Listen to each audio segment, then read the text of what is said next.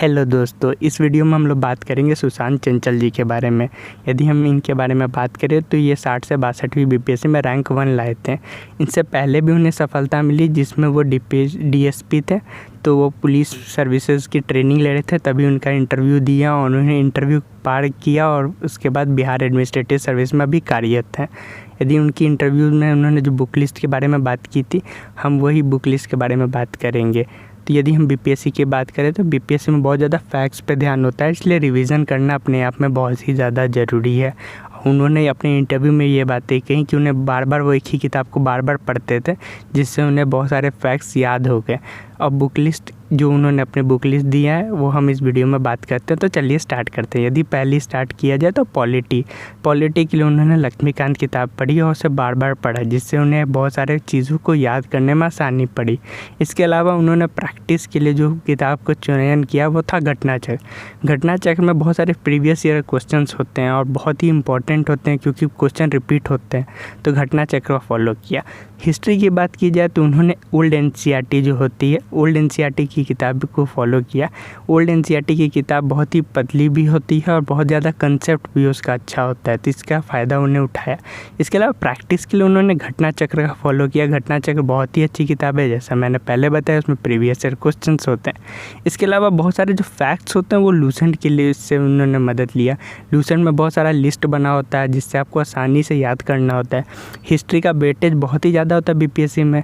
इसके अलावा यदि साइंस की बात की जाए तो हम में से बहुत लोग जो हैं वो साइंस बैकग्राउंड से नहीं होते हैं, इसलिए आपको 9th और 10th एनसीईआरटी से स्टार्ट करना चाहिए और उसमें से बहुत ज़्यादा कंसेप्ट को इस्तेमाल करके लूसेंट साइंस से आप बहुत ज़्यादा फैक्ट्स याद कर सकते हैं। इसके अलावा प्रैक्टिस के लिए आप घटना चक्र को फॉलो कीजिए। तो पहले 9-10 एनसीईआरटी लूसेंट और घटना चक्र, इससे आप साइंस के आराम से 20 से 30 क्वेश्चन जो आते हैं वो आराम से बना सकते हैं। यदि ज्योग्राफी की बात की जाए तो ज्योग्राफी के लिए घटना चक्र एक बहुत ही अच्छी प्रैक्टिस के लिए किताब हो सकती है और जो टॉपिक इसमें आपको मिलता है वो सारे टॉपिक आपको महेश बनवाल जी के बुक में भी मिलेगी। महेश बनवाल जी की बुक बहुत ही अच्छी है।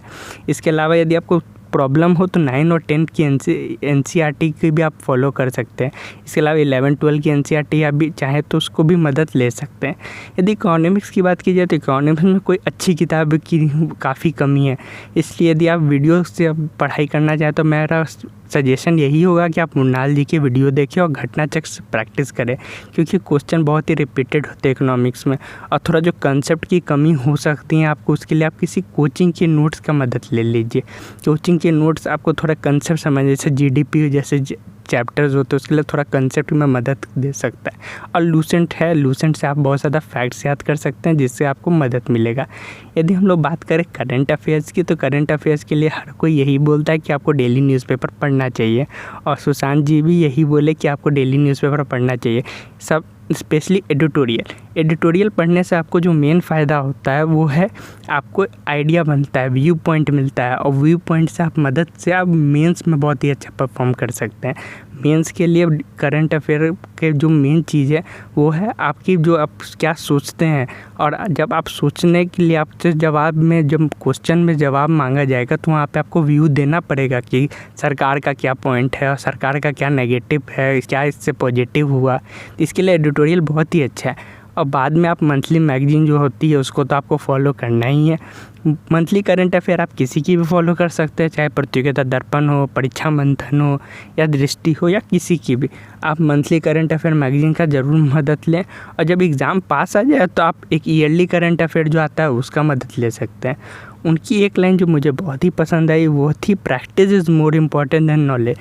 प्रैक्टिस के लिए आप सबसे इम्पॉर्टेंट जो चीज़ है वो है टेस्ट सीरीज। टेस्ट सीरीज देने से आपके मन में जो एग्ज़ाम का भय होता है वो तो कम होता ही है, इसके अलावा हमें एक और फ़ायदा होता है, वो है एग्ज़ाम के भय के साथ हमें एलिमिनेट करने का ऑप्शन मिलता है। ऑप्शन एलिमिनेट करने का जो तरीका है वो भी हम इससे सीख सकते हैं। इसके अलावा जो चीज़ है वो करंट अफेयर्स के बारे में है, हर जो करंट अफेयर है वो उसके बारे में भी हमें पता चल जाता है कि अच्छा ये करंट अफेयर आने का चांसेस है और या हमारा करंट अफेयर में कितना कमज़ोर है या कोई सब्जेक्ट यदि हमारा कमज़ोर है तो वो भी पता चल जाता है। इसके अलावा कुछ मिसलेनियस पार्ट होते हैं वो भी पता चल जाता है कि अच्छा ये मिसलेनियस है, जैसे नृत्य है तो यदि मैं नृत्य में गलती कर रहा हूँ तो मुझे नृत्य पढ़ लेना चाहिए। इस तरह से आप अभ्यास ज्ञान से अधिक महत्वपूर्ण इसलिए साबित होता है। मुझे आशा है आपको इस वीडियो से ज़रूर कोई फ़ायदा फ़ायदा होगा। अपना कीमती समय देने के लिए बहुत ही बहुत धन्यवाद।